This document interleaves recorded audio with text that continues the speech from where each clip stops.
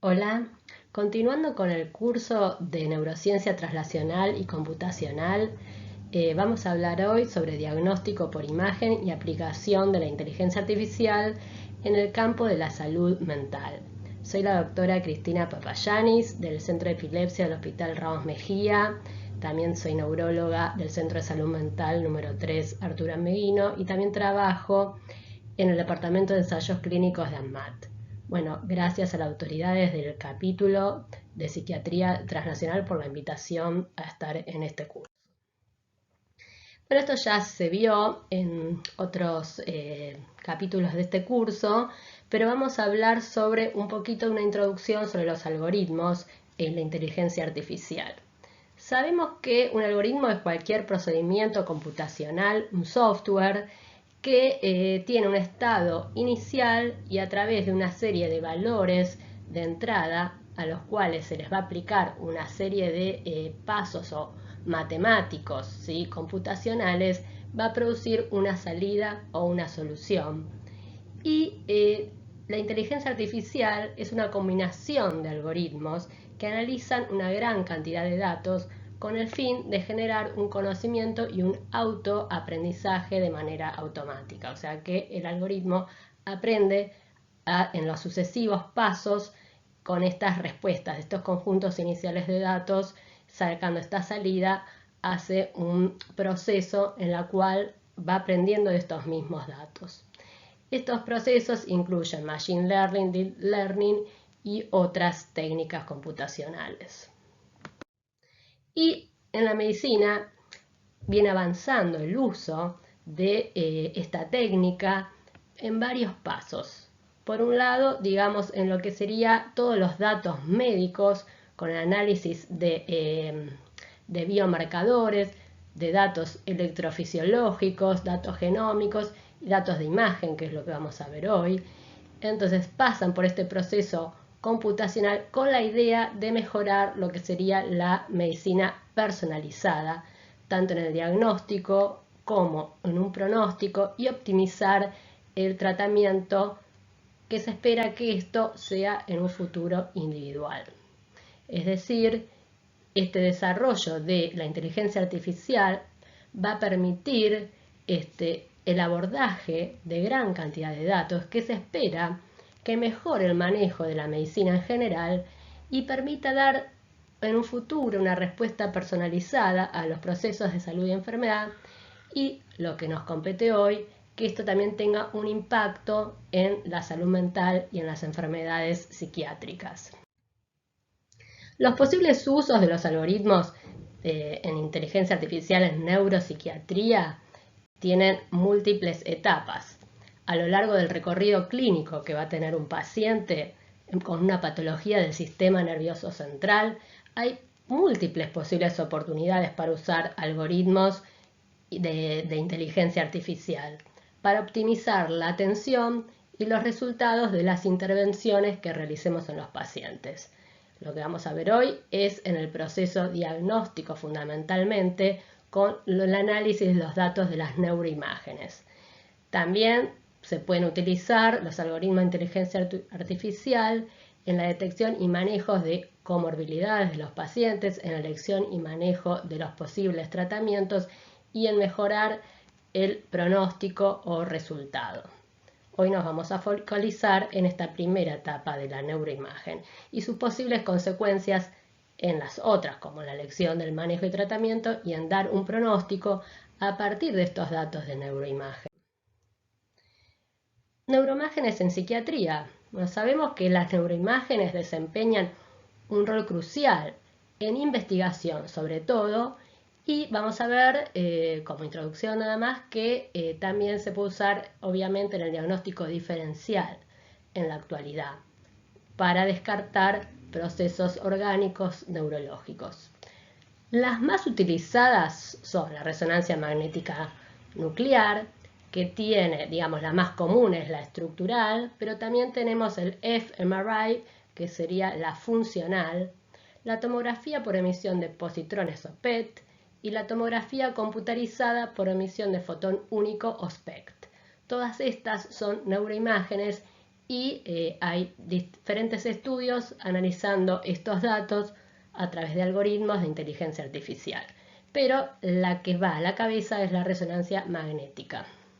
Permite visualizar y examinar la estructura, sobre todo digamos en la clínica suele ser más común lo de la estructura, pero también la función y conectividad del cerebro, lo que proporciona información valiosa sobre los trastornos psiquiátricos y sus bases neurobiológicas, con gran potencial en la investigación sobre todo. Sabemos que en casos seleccionados, en la práctica clínica diaria, también utilizamos la neuroimagen como diagnóstico diferencial, pero no suele ser el uso en psiquiatría algo de rutina por consideraciones del costo, disponibilidad y limitaciones clínicas en la falta de relación directa entre los hallazgos de neuroimagen y los diagnósticos específicos de los trastornos mentales. Digamos que no es que en una determinada enfermedad psiquiátrica se espera un biomarcador específico en la neuroimagen en la práctica cotidiana. O sea que los diagnósticos en psiquiatría continúan siendo eminentemente clínicos, como sabemos, y se utilizan las neuroimágenes para descartar condiciones médicas o neurológicas subyacentes, especialmente en casos atípicos o complejos o ante la coexistencia de déficits o signos neurológicos. Y aún no disponemos de biomarcadores que puedan permitir un diagnóstico objetivo o una orientación del tratamiento basada en la biología, esto hablando en una generalidad en salud mental, ¿no? Obviamente sí hay casos específicos en los que sí.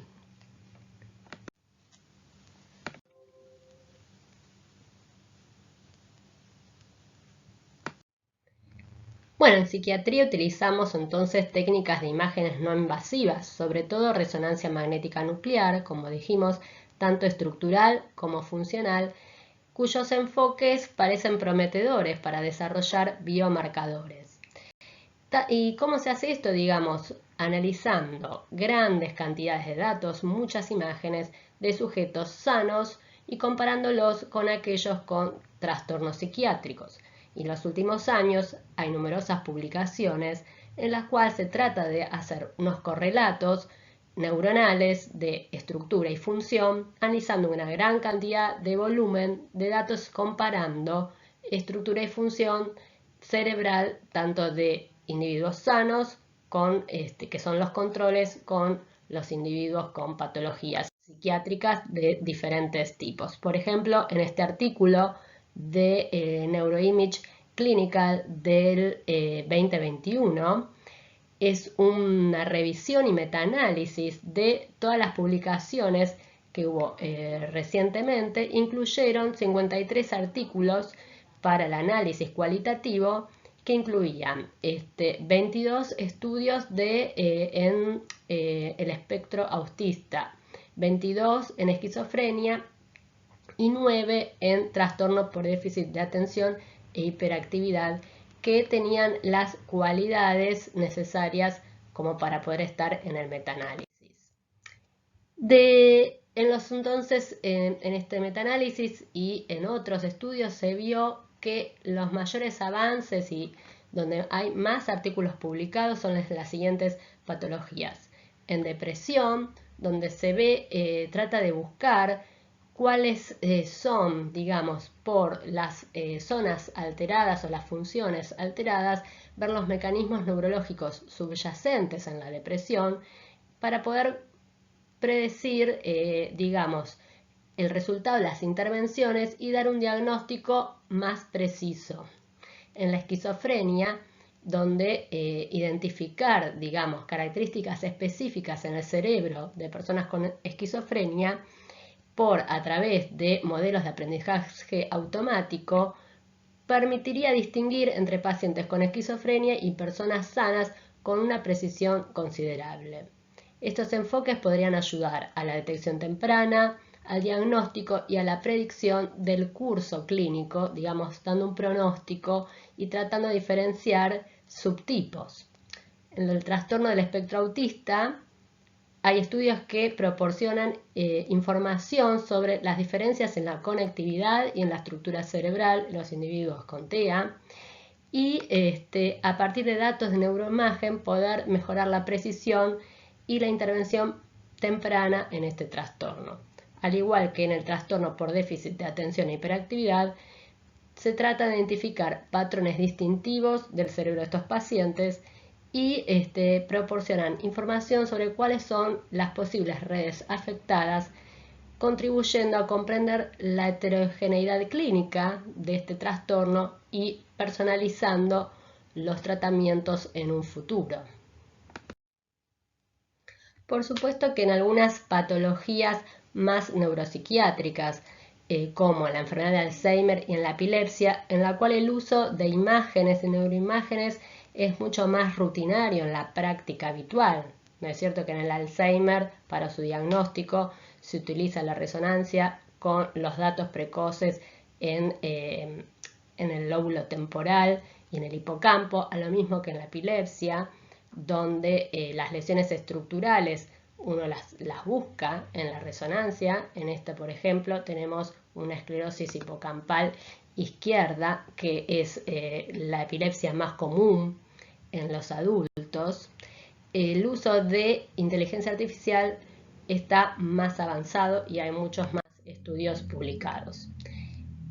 En la epilepsia, la inteligencia artificial se está estudiando para optimizar tanto el diagnóstico como el manejo de estos pacientes con un análisis automatizado de neuroimágenes, ya sea la mayoría por resonancia magnética y también algunos estudios por PET. Y la ventaja de estos datos con respecto a otros es que se pueden intercambiar datos con protocolos de muchos centros que participan en la obtención de las imágenes, pero que hay consorcios en los cuales se estudian todos los datos en común por el mismo algoritmo. Cubre todo el cerebro, digamos, para buscar la imagen y han hasta ahora en el campo de la epilepsia servido para diferenciar los individuos con epilepsia de controles sanos, lateralizar el foco epiléptico en el lóbulo temporal, como la que les mostré antes, identificar focos epileptogénicos en diferentes áreas cerebrales, predecir resultados de cirugía en epilepsia refractaria, que son los que van a cirugía, y también en estimar la edad cerebral a través de los cambios evolutivos. Aquí hay un trabajo del ENIGMA Epilepsy Working Group, que es un consorcio en el cual se creó en Londres en el 2015 con el objetivo de crear una red mundial de centros de neuroimágenes con pacientes con epilepsia para estudiar tanto la forma, volumen, conectividad cerebral de miles de personas con epilepsia y miles de controles sanos, como les decía antes, comparando ambos grupos e identificando así diferencias estructurales entre los principales tipos de epilepsia para análisis futuros. Esto, como decía, la inteligencia artificial nos permite optimizar el procedimiento de poder juntar múltiple cantidad de datos y analizar patrones que podrían ser difíciles de ver con el ojo humano y que son identificados mucho mejor por inteligencia. El grupo de ENIGMA en la epilepsia del lóbulo temporal analizó diferencias en el grosor de individuos con epilepsia comparando con controles sanos en determinadas regiones cerebrales y también correlacionando con las expresiones genéticas.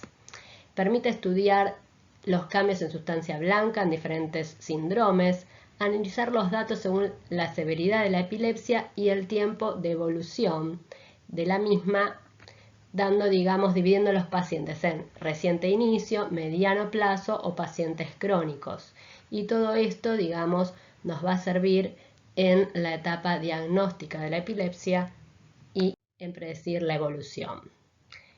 En cuanto al Alzheimer, también hay varios estudios viendo los cambios estructurales para predecir la edad cerebral. Acá es un estudio de una población de 2.637 pacientes publicados en el 2022, pacientes entre 18 y 82 años, que utilizó modelos de inteligencia artificial para estimar la edad cerebral o brain age. Los modelos se entrenaron a través de múltiples datos de resonancia magnética, pudieron estimar la edad según cambios relacionados con envejecimiento, con agrandamiento ventricular, lesiones en sustancia blanca y atrofia cerebral. Y estos hallazgos también reflejaron los factores de riesgo cardiovascular que se relacionaron con envejecimiento acelerado más pronunciado en el lóbulo frontal. Esto destaca cómo los modelos de aprendizaje profundo pueden detectar envejecimiento en personas sanas y en personas en riesgo. Aquí una foto de este artículo en la cual cómo se colectaban los datos viendo la corteza y el ventrículo en los diferentes pacientes. Un estudio, digamos, en la esquizofrenia, también varios estudios. Acá vemos cómo va aumentando el número de papers publicados por año desde el 2016, con detección automática de esquizofrenia. Sabemos, ¿no?, que es una patología desafiante debido a la heterogeneidad del trastorno y la falta de biomarcadores específicos y efectivos. Pero los métodos neuroimágenes se pueden utilizar en la clínica como en investigación. La idea es que permitan en un futuro una detección automática basada a los cambios estructurales y funcionales que se observan. Aquí lo que muestra es un conjunto de datos de resonancia que son públicos y los cuales tenemos sitios web donde se comparten estos datos para que se puedan usar en diferentes estudios. ¿Cuáles son las alteraciones estructurales cerebrales que se han visto en esquizofrenia? Se ha visto reducción del volumen de materia gris en ciertas regiones corticales, como la corteza prefrontal, el hipocampo, el tálamo, y también aumento de los ventrículos cerebrales, indicando una disminución relativa del tejido cerebral, o sea, atrofia de determinadas zonas. Disfunciones en la conectividad cerebral, en las imágenes de resonancia funcional, como un hallazgo común en la esquizofrenia, con disrupciones de redes cerebrales, especialmente las relacionadas con procesamiento cognitivo, integración sensoriomotora y función ejecutiva. Estas alteraciones podrían estar asociadas a síntomas característicos de la enfermedad, como la alteración de la percepción, del pensamiento y la emoción. Cambios en actividad cerebral durante tareas cognitivas específicas, ¿sí?, realizadas en pacientes con esquizofrenia, indicando alteración en la función ejecutiva, la atención, memoria, trabajo y otros procesos cognitivos. Esto como lo más frecuentemente encontrado. Pero debemos destacar que los hallazgos varían en diferentes pacientes, que no son universales y, como dijimos, este trastorno es complejo y heterogéneo y los patrones de neuroimagen pueden diferir entre los individuos. Sin embargo, estos estudios con estos hallazgos proporcionan información valiosa sobre cuáles podrían ser las características neuropatológicas subyacentes a la esquizofrenia y contribuir a su mejor entendimiento y enfoque del tratamiento en un futuro. Vamos a hablar un poco de las limitaciones de la IA y las neuroimágenes. Hay que tener en cuenta el tamaño y representatividad de la muestra. Como decíamos, la IA requiere una gran cantidad de datos y que estén bien equilibrados para que el algoritmo se entrene adecuadamente. Sin embargo, como dijimos en psiquiatría, tenemos esta dificultad en obtener grandes muestras de neuroimágenes por no ser una práctica rutinaria como sí lo es en Alzheimer o en epilepsia. Entonces la capacidad de poder generalizar los modelos de IA a poblaciones amplias es más limitada. Lo mismo ocurre por la heterogeneidad misma del trastorno psiquiátrico en términos de síntomas, etiologías y presentación clínica que puede ser muy variada. Esto puede dificultar el desarrollo de modelos que sean aplicables a todos los casos. Los enfoques basados en inteligencia artificial pueden tener dificultades para capturar la complejidad y variabilidad de los trastornos psiquiátricos. También una variabilidad y sesgo de las técnicas de neuroimagen porque tenemos diferentes técnicas de resonancia que puede variar en calidad, resolución, en programas utilizados, los cortes utilizados, y esto puede introducir un sesgo en el entrenamiento de la IA. Además, la elección de las técnicas y protocolos puede variar en los distintos centros, también en los distintos estudios, lo cual dificulta la generalización de estos modelos en distintos entornos clínicos. Por otro lado, otras limitaciones son en cómo interpretamos los resultados. Si bien los modelos pueden proporcionar predicciones precisas, a menudo carecen de transparencia y capacidad de explicación de cuál fue el método, de cómo se hicieron las predicciones, con lo cual es difícil comprender los factores subyacentes que contribuyen a estas predicciones. Esto puede dar una preocupación ética y práctica en el ámbito clínico al querer generalizar o extrapolar estos resultados. Por otro lado, puede haber sesgos y en la equidad, porque los modelos hay un riesgo de que el entrenamiento sea con determinados pacientes y esto no sea extrapolable a toda la población en términos de equidad y disparidad en el diagnóstico, y entonces lo que extrapolemos para tratamiento tenga su sesgo. Con lo cual es fundamental abordar esto para que los modelos sean justos y equitativos. Como conclusión de las limitaciones, si bien la IA en neuroimagen tiene un gran potencial en la psiquiatría, es importante reconocer y abordar estas limitaciones para garantizar la validez de la generalización y aplicabilidad clínica de estos modelos en el campo práctico de la salud mental. Y también debemos considerar las cuestiones éticas y legales, que son fundamentales en el ámbito de la psiquiatría.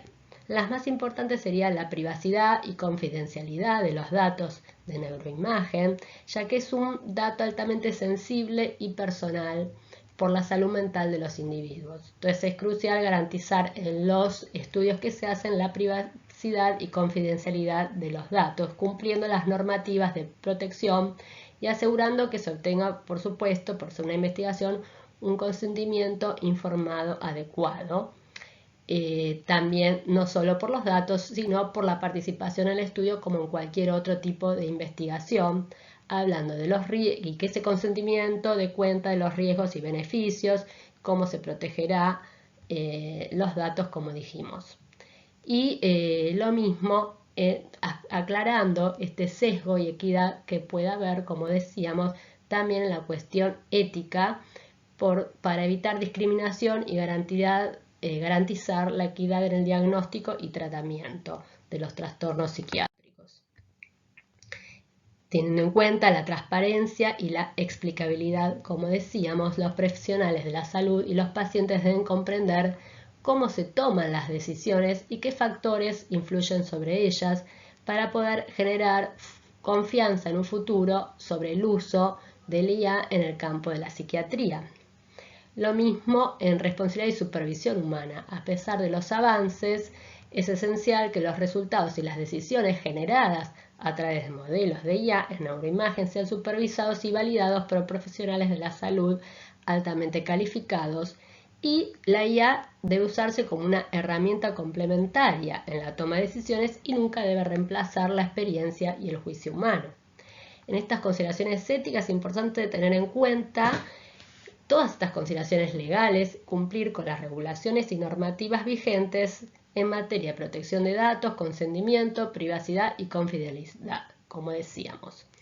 Es esencial para el uso responsable, justo y seguro de la IA en neuroimagen en el contexto de la psiquiatría, y debe estar garantizada, entonces, como decíamos, la transparencia y la supervisión en el proceso de toma de decisiones.